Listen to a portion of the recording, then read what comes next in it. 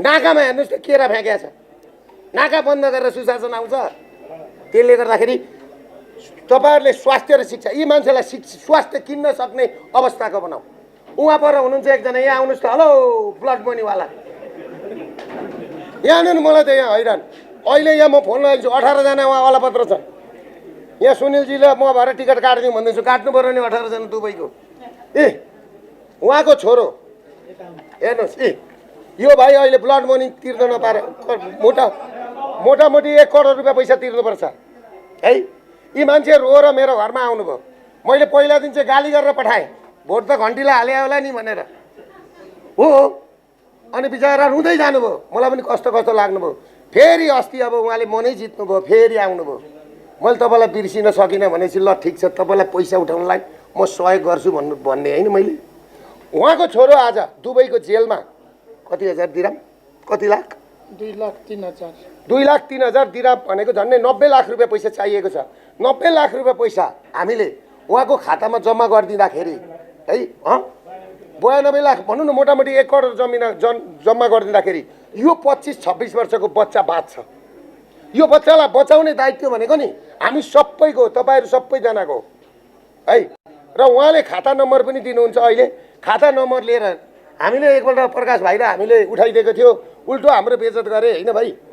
अनि यो पनि गरौँ कि नगरौँ जस्तो लाग्छ क्या कहिले कहिले। र पनि गरिदिउँ, अब हाम्रो धर्म हो, हाम्रो कर्म हो होइन।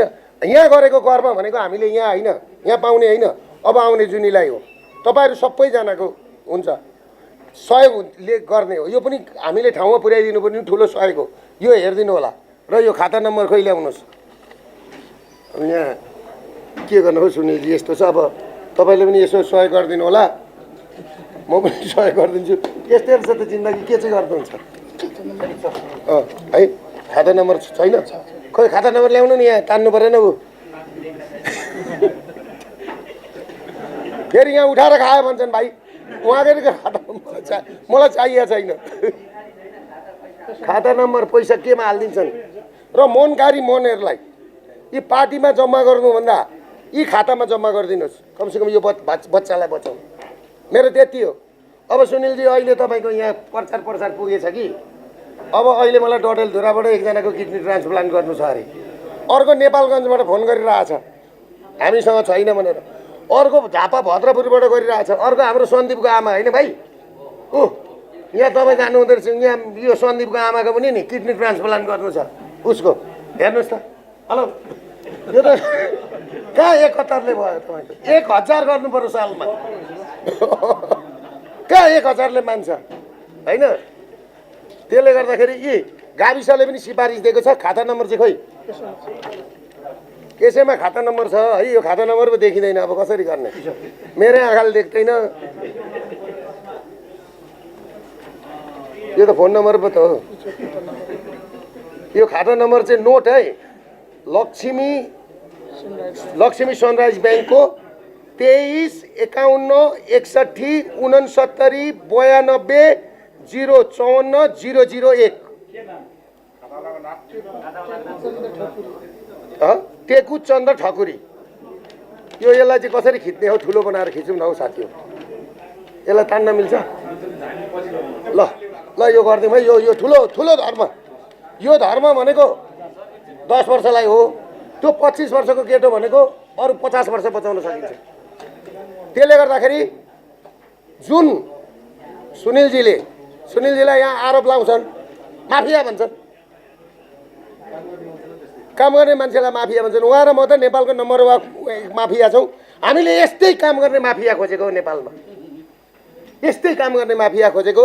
हामीलाई माफियाको ट्याग लाउनुहोस्, हामीलाई केही फरक पर्दैन। हामी बिरामीको सेवामा समर्पित छौँ। र सुनिलजीलाई पनि म के भन्छु भने अब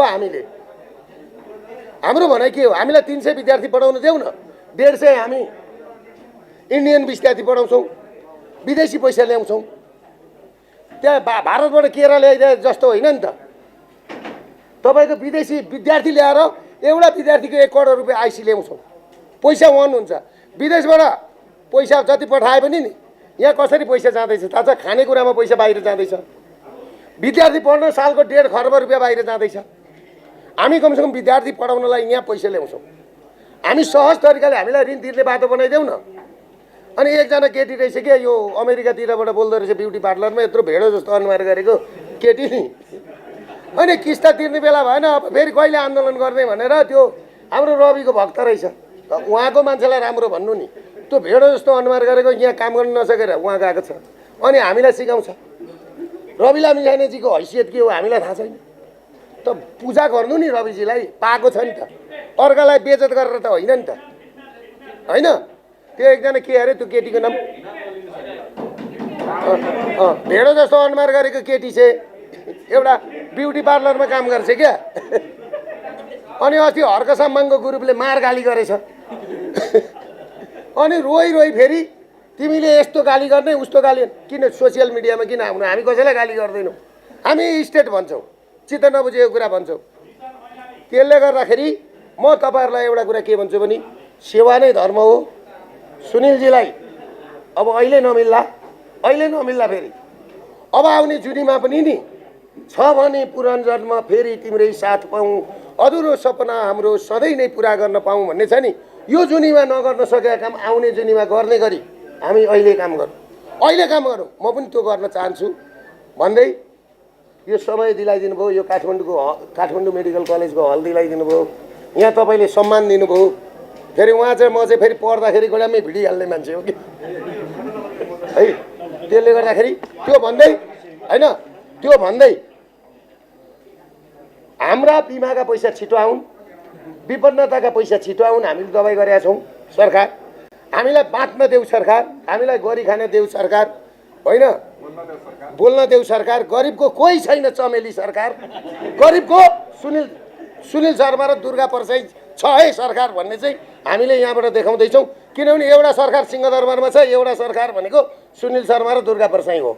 ल नमस्ते, हामी दुइटै हौँ। होइन केरा चाहिँ तपाईँको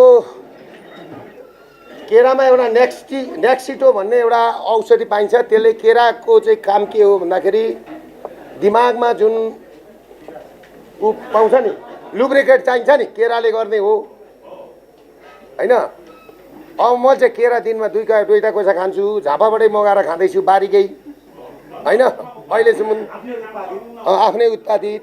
तर जुन यो अहिले काम भइरहेछ नि,